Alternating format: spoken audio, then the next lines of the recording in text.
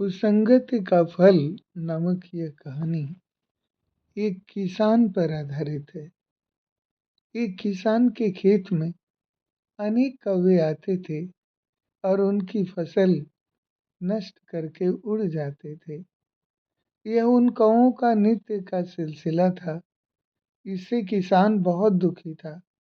उसने खेत में कई बार कपड़े व फूस के पुतले खड़े किए, लेकिन उन्होंने इन पुतलों को भी नष्ट कर डाला।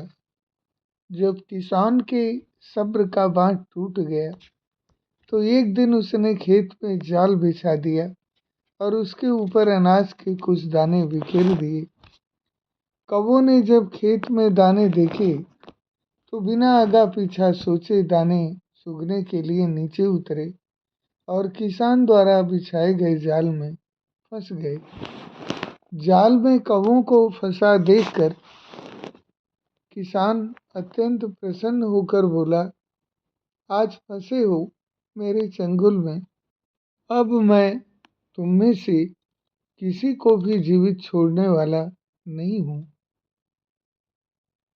तभी किसान को एक करुण पुकार सुनाई दी तो वह आश्चर्य में पड़ गया। उसने बड़े गौर से जाल की ओर देखा तो पता चला कि कौवों के साथ साथ जाल में एक कबूतर भी फंसा हुआ था। किसान उस कबूतर से बोला, अरे इन दुष्टों की टोली में तू कैसे शामिल हो गया? लेकिन अब तो मैं तुझे भी नहीं छोड़ूंगा, क्योंकि तू बुरे लोगों की संगत करता है। कुसंगति का फल तो तुझे भोगना ही पड़ेगा। फिर किसान ने अपने शिकारी कुत्तों को संकेत किया। कुत्ते दौड़ते हुए आए और उन पक्षियों पर टूट पड़े। एक एक करके उन्होंने सबको मौत के घाट उतार दिया। और निश्चय ही इस कहानी से हमें यही शिक्षा मिलती है कि गेहूं के साथ साथ घुन का पीसना भी लाजमी है। यही बेचारे कबूतर के साथ हुआ। कभी तो रोज ही किसान की फसल नष्ट करते थे, परंतु उस दिन संयोगवश कबूतर भी लालच के कारण दाना चुगने आया और किसान द्वारा कौवों के लिए बिछाए गए उस जाल में फंस गया।